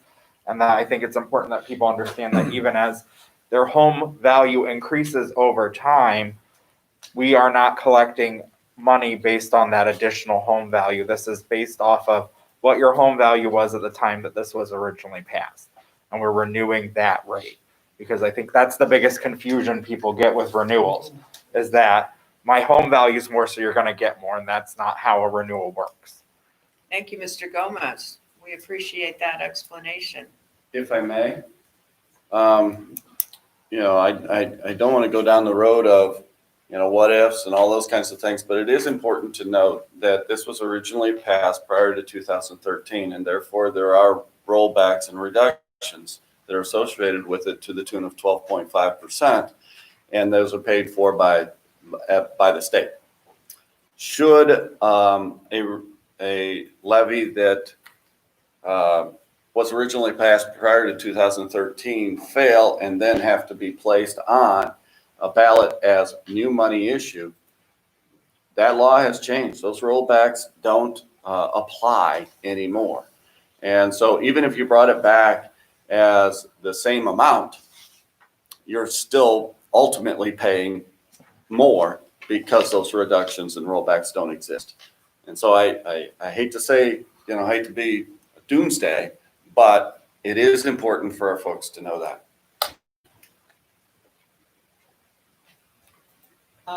Did we have anyone who wishes to address the board? You have Don? Do you wish to address the board? Well, I wrote some notes down and I've come up with some other ideas from the meeting here. And I'd like to get it all written down at home and then we call you. Is that all right? That's perfectly fine. Thank you. Are you going to be in any time or something? I am actually going on vacation tomorrow through Monday or Tuesday. I'll either be in the office Tuesday or Wednesday next week. All right, thank you. Thank you. Thank you, ma'am. I think we're ready for a roll call then, Ms. Stoykley. Mr. Martin? Aye. Ms. Moffett? Aye. Ms. Schofield? Aye. Ms. White? Aye. Mr. Gomez? Aye. Was that our public comment? Mhm. Thank you. Policy manual, first read. So board members, I have to tell you honestly, I am overwhelmed, Yes. completely overwhelmed. I am doing my best to start through these policies. There's over 800 pages. And in good conscience, since board policy is one of the biggest jobs of a Board of Education, I mean, it's what we do to set direction and guidelines for the operation of our district. I know the importance of getting our new policy passed, and I will do my very best to finish 800 pages of policy and have it ready for our action in the next couple weeks. But I'm wondering, is there a way we could postpone this to even August? And I know the answer is we want our new policy numbers or letters or whatever in our handbooks and so on.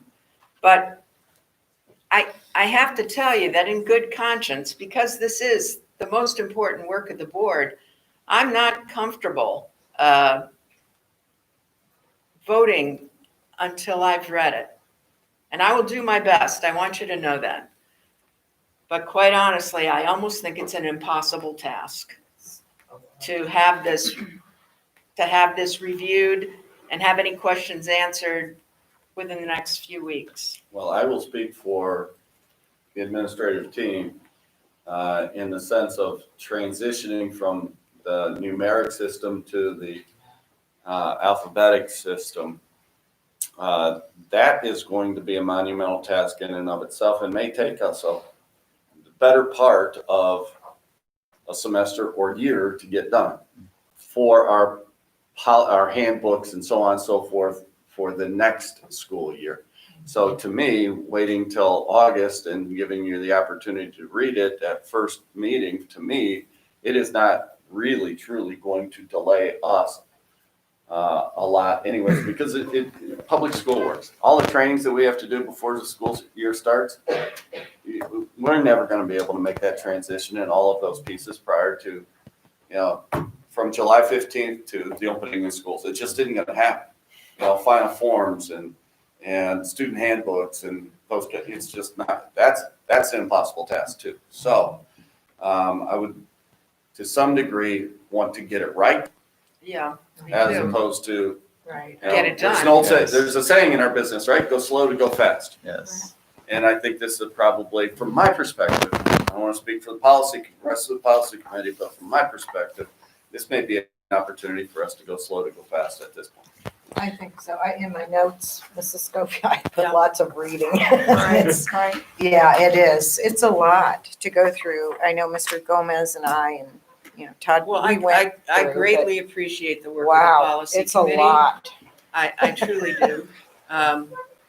But I really feel it's a personal integrity issue for me, I not to understand. just simply approve it.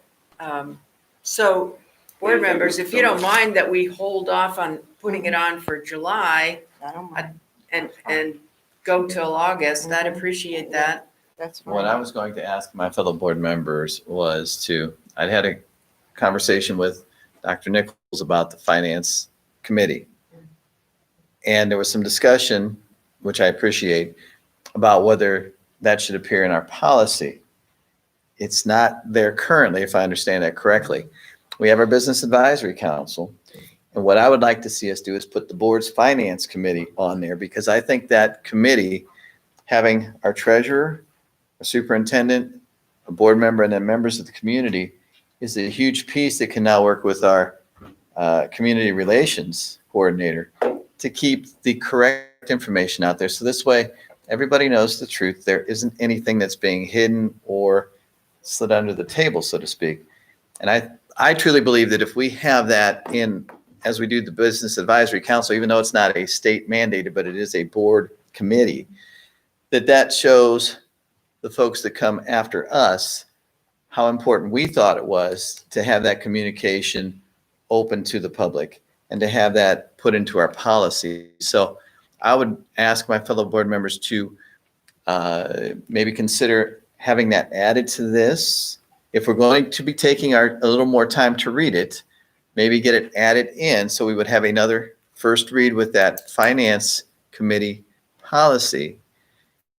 And then we could continue on at maybe a little slower pace, so to speak, because I agree with you. 800 pages is quite a lot to go through and give it justice. So, Well, as I clarified in my email to you, Mr. Martin, it is referenced in policy that we have a finance committee. There's just not a specific policy on the finance committee. So it's important that it is referenced in policy. And as I said, we'd be happy to do that. I don't think we should tie it to this, because this took a lot of work to get into what this is. I think that would be more the ongoing work of the policy committee. And we'd be happy to set a meeting and talk about that. But I don't think it needs to be, this is what it is at this point, and then we'll make changes as board members feel necessary. But I don't think we should change what this is at this point. That would be more just the ongoing, which is going to happen. We're going to get another policy development quarterly eventually, and we're going to have to make new changes. Policy is not stagnant, as we all know. if I understand my fellow board members, that would be something that you would be amenable to having happen. And that's all I'm looking for, is just to make sure that at some point in time, we get that information into our policy to demonstrate and remember what the reasons where we started and how we go about selecting members for that. Yeah, as I said in that email to you, we'd be happy. We've always I know Mrs. White, myself, Ms. Stoykoy, and Dr. Nichols, we're always happy to address any concerns any board member has in policy committee. We represent the board, so we have to represent your concern. Thank you. We do have one thing that Mrs. White found when we were going through our final draft, and we didn't want it to hold off bringing this to you because it is so much. So we decided as a policy committee to bring it here to first read and decide what we want to do with it, as opposed to delaying getting you the 800 pages, which Mrs. White and I think are both very glad we're on policy committee and have already read those 850 pages more than once.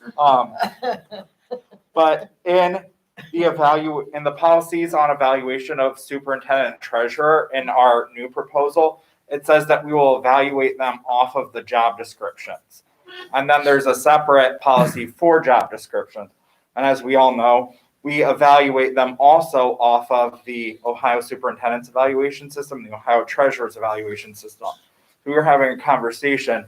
Do we think that we should include the fact that we hold them to those standards in the job description, or should we put in the policy on evaluation that we would also evaluate them off of that?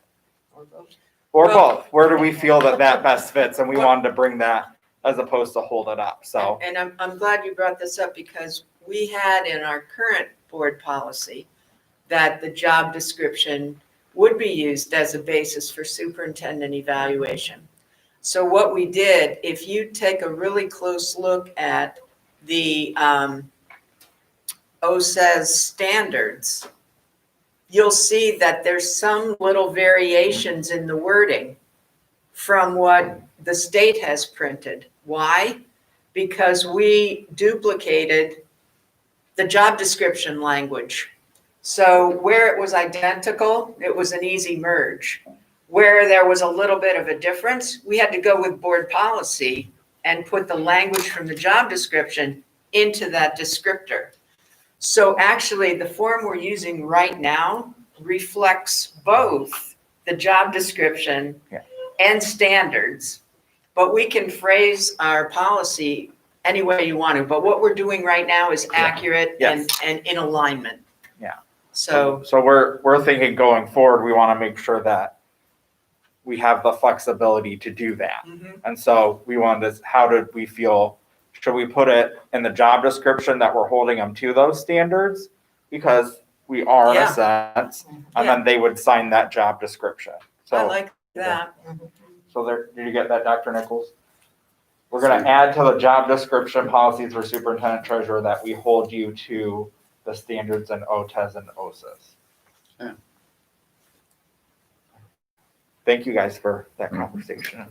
And thank you for extending our time of bringing it forward, because even as I was reading, I ran into a couple things that I questioned. They said it would be determined based on, and then they would give numbers. And I thought, wait, I need to go back and find out where these numbers came from because there wasn't a reference. So I thought it's either an error or something that perhaps wasn't clearly stated in the policy. And I know that we can come to you, but when you catch little things like that that need clarification, I'm so grateful that we're going to have extra time so that we won't be skimming it. And not only that, we ask our staff to be familiar with policy. How can they be familiar with policy at the beginning of the year when we don't even know what it is? We've had a lot of those conversations in policy committee as well about how we roll it out. So as a sacrifice to our staff, we will gladly postpone the adoption of our new policies to give us time But to feel free to reach out to Mrs. White or I if I would any be happy questions, to. because we might be able to help clarify it, or you'll find something that we missed and we can can get it fixed. Well, I will say I am mourning a little bit the fact that the numbers are not there, and now I have to remember ABC hyphen X or whatever. The one to positive reference thing you'll policy. find as you read it is that they reincorporate the same policy in other areas, so it will save you some time. It won't actually turn out to be 815 pages. But please don't tell me which ones I have to say match with the other ones, because that I will fail, I will honestly admit. It'll tell you on the top where they are Yeah. again, usually. Was But it a top This right? policy can in also be parentheses. coordinated with the other 10 right here. So, I mean, it It's is a a little more lot. complex. It's a lot to go through. Thank you. Item 4, future agenda items. We'll move adoption of policies off the next agenda then. Moving on to August. Any other agenda items? I had a couple. I was wondering if at a future agenda, whatever one Christy determines, if she could do a presentation on what zero-based budgeting is for us. So I know we've been making a shift to that. Also, at one of the future meetings, I'm sure Dr. Nichols will present the goals for next year and then give us time to give input and then approve them, because we're getting to that time. And then I'd like the board, and we can decide what meeting we want to do it at, to start a discussion on doing a board self-evaluation. I agree. Because I think we're getting to a point where we're in a place that we can do that. So I don't know if we want to do that in July or August. Maybe not July, because there's going to be a lot with the school opening. We want to focus on that. So maybe at a meeting in August, start having a conversation about we brought that up before. Mr. Gomez, it's in the new policy manual, gives you a format to do Yes. so. that we can. Right. But it's an option, so. Yeah, Right. but it Yeah. also So- gives you a format. It also kind of gives you questions to ask and it's- those kinds of things. And OSBA publishes a little booklet on They it as do, well. right, and it's, just a quick, we brought it up before, but we just never really acted on it, but I think it's a really good idea. I feel like the five of us are in a place where we can do that honestly and be productive. So I'd like to talk about that. And then the other thing is that, piggybacking off my comments at last meeting, Dr. Nichols' comments tonight, working on a resolution in regards to racism as a public health crisis that I'll be bringing to the board on July 15th for approval. Dr. Nichols is working with me to get some statistics and stuff in there. And then I will get it to the board before the agenda goes out to give you ample time to study it, understand it, ask questions. I have some wonderful friends that have helped me with it because I'm not Black, so I can't speak to their experience. So I have some wonderful friends who are that have helped me with that from their experience and challenged me. I've learned a lot. And that would also be happy to speak with you about issues, questions, concerns you might have. So that'll come on the agenda, but I'll make sure to get it to you well in advance. Thank you, Mr. Gomez. Any other future agenda items? We're ready for committee reports. Alliance for School and Community Growth, Mrs. Moffett. I'm going to keep it very brief. Thank you, Mrs. Moffett. My Next, pleasure. athletics and activity. Oh, not that brief? Oh, I'm sorry. It can be extremely brief. We talked about the task force to start opening the schools. We talked about beginning negotiations training, IVD. We talked about our new coordinator of community relations. Thank you very much. We talked about interview for positions for our principals at the elementary and middle school level. And we talked about Mr. Hutch taking over our tech place. And at that, the rest was just that supported it. So I'll leave it at that. Thank you, Mrs. Moffett. Mr. Martin, Athletics and Activity Council. Yes, we had a meeting on June 22nd, 5 p.m. up at the boardroom. It was good to see everybody gathered around. Summer protocols. The state has released some relaxation, so to speak, but there's still some protocols that our athletes and coaches have to follow, which our coaches are following at this time. There are some workout routines that we're allowed to use in the weight room, but if I understood correctly, there's a lot of cleaning that has to be done after every repetition or set of lifting weights that's done there.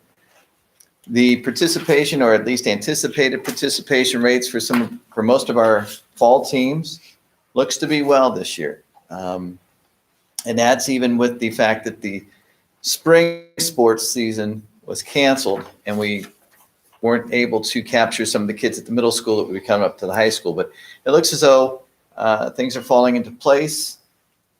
One of the areas of need that was discussed was the need for golf clubs. We have, it seems to be an overabundance of students that are going to go out for the golf teams. And Particularly girls. yes, I'll have to and check. golf clubs, My if mom's. anybody has an extra set or would like to donate, that would be greatly appreciated. Additionally, the football field looks to be in better shape than it has for a long time. There are still some areas of concern or work that need to be done, but it looks to be into the out of bounds areas, but it looks as though the main course of Clifford looks to be in good shape. So we'd like to thank, I think that was due to Mr. Azar as well as our folks for what they've been able to do and work some magic out there. Did have some discussion on our soccer practice field, and it sounds like one of the, I don't know if concern's the right word, but we're looking to get the height of the grass cut a little bit lower on our practice fields for the soccer teams, and it sounds like that is happening. So I'd like to thank Dr. Nichols as well as Mr. Bugatti and all of your crew for working to make that happen. That was something that was a concern that was expressed to me by some of our parents up there. So they appreciate the effort that we're putting in. So thank you. Like I said, it's a little different this year for our sports teams. We're still hoping that we can open our football season, and we're hoping that we can have fans in there, because this would be kind of a different season if we have to play to an empty stadium. And there were some things that were being discussed and kicked around. I believe, and Dr. Nichols, correct me if I'm wrong, we'd had some discussions about maybe naming rights, and we're not looking to go down that right now, that there might be some other things in the future that we would look at for naming rights.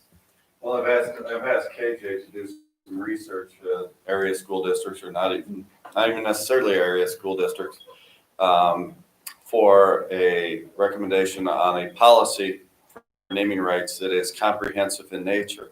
Not only do you do naming rights for posthumously, let's say that. But you also do naming rights because people want the advertisement dollars and are willing, or advertisement, and are willing to pay to sponsor a location. So I've asked him to do some research and help us develop a comprehensive policy on naming rights. Thank you. Mr. Martin, where would I, if I check my mom's golf clubs, if I choose to give them, where would I go? I would ask you to talk to KJ? KJ All right. and see how he would like to Okay, handle that. will do. Okay. One of the other things that was kind of a wish list was to try to dress up or spruce up our weight rooms with some paint or something. I believe we might have folks as volunteers that would actually paint, but we're trying to look to make it so that it's not so, my terminology, dungeon-like, and make it a little brighter place to have our folks work out in. There was also talk about KJ possibly starting a monthly athletic newsletter. And one of the things that he would incorporate, if he's able to get this off the ground, is to pick an athlete and ask that athlete a question and have that athlete's answer printed in that monthly newsletter. So looking forward to hopefully see that come to fruition. One last thing, I know this is a long presentation, but there was also, I believe, an edict from the state, and correct me if I'm wrong on this, Dr. Nichols, about eligibility, that there would be no grade eligibility for sports next year because of the COVID situation. So there could be situations where grades aren't going to matter. I believe some schools used a pass-fail, and that was the rationale that was used behind that. So grades won't necessarily play a part for eligibility for sports next year. No, just in the fall. Just in the fall. Okay, I stand corrected. So thank you for that. And then our next meeting will be September 7th. So thank you. Thank you, Mr. Martin. Anything else on board policy, Mr. Gomez or Ms. White? You've done enough. We can scrounge up a few more pages if you'd like. We can try. Business Advisory Council, Ms. White, Mr. Martin? I don't have anything. Okay. No, you do. Had some conversations. I believe we had one of our business members have to resign, and we were looking to find a replacement. And if I understand our protocol properly, that replacement would come as a recommendation from the committee to the Board of Education for formal recommendation. I believe that the committee was looking at Nate Winston as the replacement. And so as a future agenda item, I would like to have Mr. Winston's approval, and I would be okay if that would be at our July meeting. So that way we could have him in. I'm not sure when our next meeting is scheduled yet for, now with everything that's going on, I'm going to anticipate probably closer to September, the back half of the quarter. But I know that we've got, I think there's some deadlines that come up too, so we might want to take a look at that. We have a September 30th deadline that we have to do a plan that's pretty well done. It'll go before the Alliance at our next meeting. We've done some work on it. BAC started it. The Alliance did some work on it. Alliance is going to do some more work on it. And at the next meeting, come back to BAC, final approval, come to and final approval, and then go to the state. Perfect. So, and that's Thank all you, I have. Mr. Martin. Do we have a date for that meeting yet, or not yet? That's okay.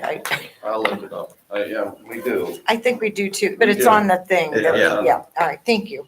Still you, Mr. Martin, Financial Advisory. Very small report on this. Our books are closed for the year. Thank you, Christy, and thank you to your team for getting everything closed out for the year. Again, there's a lot of question marks about what Columbus is going to do for monies for next year. So as soon as we get a little, and I know what I'm saying, a little more clarity from Columbus, all right, then I would anticipate that we would have a committee meeting at that point in time scheduled, and we can start getting that information out to the community as well. We also, with the levy renewal that will be going on to the ballot this November, that'll be one of our other areas of discussion to keep that information, the correct information flowing out to our community. So Christy, did you have anything else that you wanted to add? No, that was when we figure out, hopefully, the OFCC and the potential cuts become an actuality, then yeah, there'll probably be a lot of information to get out to the public. Okay. Thank you. Foundation Alumni Association, Mr. Gomez. Yes, just two main areas to report on. Our website is now live, and there's also a store on that website where you can purchase a large variety of different items emblazoned with several different logos. So we have our current logo. We have one that just says Cuyahoga Falls, but they also were able to go back and get the older Tiger logos that some of our alumni went here knowing. And so that alumni from those times can get apparel. It's an amazing array of things that you can get with the logo that they would have known when they were here. So we're very excited about that. And then every time someone makes a purchase through there, we do get a percentage of that money back to the foundation. And it lets the person know that that money is coming to the foundation, how much money is coming towards us. So we're excited about that. And our new website's really great. Jerry Lynn Ferguson really spearheaded that effort, and it's really impressive. And then the other thing that we are talking about is the finances of the association, because we have been very generous in the past few years and the amounts that we're giving out. And to put it bluntly, if the generosity coming in doesn't increase, the generosity going out is going to have to decrease. So we're having those difficult conversations as well. But we are highlighting our memberships. Memberships are available to anyone. You don't need to be an alumni because it's also a foundation for the schools. So memberships are available to anyone. $25 is a one-year membership. And then we are asking people when they create a membership to add a minimum of $10 on as well. That would be directed towards a scholarship. So your $25 goes towards our operating costs budget for the foundation. And then hopefully a minimum of $10 people would be generous enough to give. That would also go towards the scholarships to increase that as well. Thank you, Mr. Gomez. And continuing with you, Legislative Liaison. So in lieu of reading everything that House Bill 164 impacted, I'm gonna click send on the email I got that lists it all and send it all to you because it would take me quite a while to read it all. The one thing I will note is that the state gave some money back through that bill. We did not get any additional money back from the state, but local districts around us like Nordonia Hills, Stowe, Revere got money back on the cuts that they had received. So while it didn't positively impact us, I'm nonetheless grateful that the state recognized that some of those cuts were not sustainable for local districts, which is a positive sign that the state recognized that. As we also know, there is a web Zoom on Friday in relation to House Bill 164. If you can't attend that, OSBA is posting it online afterwards to watch. I would encourage us all to do that because it's going to really impact what education is going to look like, at least in the next year. And then the last thing, as we found out during the meeting, Senate Bill 4 did pass. It had already been approved by the House, so it'll go to the governor for his signature.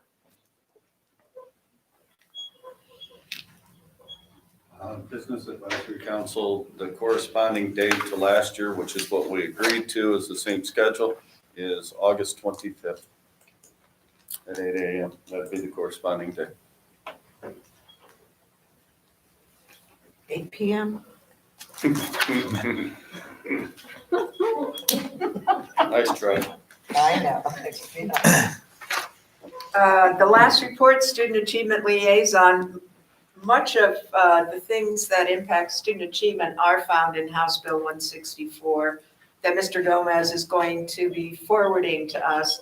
Just a couple of highlights that specifically impact student achievement.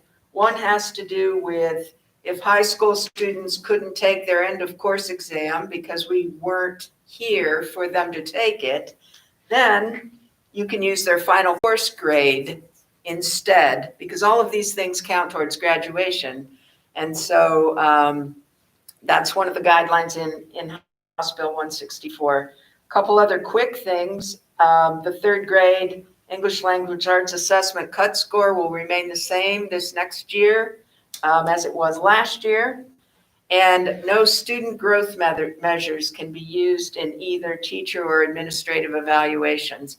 But as Mr. Gomez says, there's many, many complicated parts to this. Those are just a couple of highlights that impact the achievement piece. Now we're ready for comments. Mr. Gomez, please. The only thing I have is just to continue to shout out the OSBA Zoom town halls that they're having every Wednesday. They're recording those as well and posting them. The one last week was on racism in public schools, and it was deeply profound. And at the end of it, they asked every presenter to give one takeaway task for everyone who was on there to do, one actionable thing to do. And I've been engaging in some of those. I would just encourage you. That one was incredibly impactful. And they followed it up earlier today. I haven't had an opportunity to watch it yet. My friend NJ Akbar, who's on the Akron School Board, spoke today in regards to how school boards can address this issue. He's got a doctorate in education, works at Kent State, expert in curriculum as well. And then on a school board, a Black person, just all these different perspectives colliding. So I haven't had an opportunity to watch it yet, but he texted me and told me it went well. So that's good. Thank you, Mr. Gomez. Mrs. Moffett. I was also going to congratulate Ms. Shannon on her award, but I would like to take the time to thank our task force for all of the volunteer work, because it is because of our staff that miracles happen every day and the magic takes place in the classroom. So, as you know, I'm profoundly proud of our Cuyahoga Falls School staff, administration, and everyone here. And I will continue to thank you until my dying day, which could be soon, but hopefully not. With COVID, Not I'm till you in that read that group. board policy book. What can I Mrs. say? Moffett. I thought I'd better get it out now. you No know? reprieves, So not thank even you so death. much. Thank you. And Mrs. White, please. No, I can't follow that. All right, then, So, Mr. no, Martin. Everything's been said. Again, I'd like to congratulate Carrie on her becoming principal of Bullock. And I'd again like to congratulate and welcome both Amanda and John to our family. the Black Tiger family is second to none. And I think you're beginning to see that already. And I hope that you're both here for a very long time. I look forward to seeing what you're able to do at Price to take it in the direction that you'd like to take it. And John, this community relations position is one that I'm very supportive of. So looking forward to see what you can do to help enhance our communications with our public. And with that, that's all I have. Thank you, Mr. Martin. Thank you all for your patience this evening, working through our agenda with us. It's always good to see all of you. Stay safe. We're ready for item K, executive session. Pursuant to Ohio Revised Code, Section 121.22G1, it is hereby moved that the board adjourn to executive session for the purpose of considering the employment of an employee or official of the school district. I'll second. Discussion. Just a reminder that our folks have to stay and close down when you get done in public. Hey, we've been here before till midnight. Yeah, go home, You guys may want to order out pizza.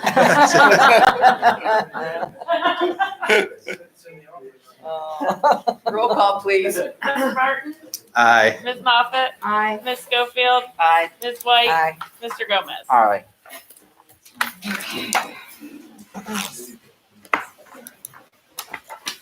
All right.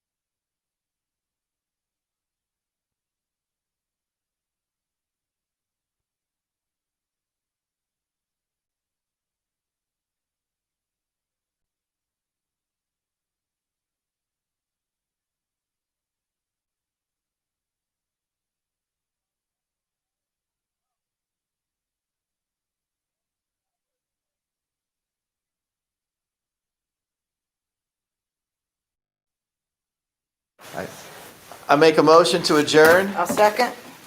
Moved and seconded. Roll call. Mr. Gomez. Aye. Mrs. Moffett. Aye. Ms. White. Aye.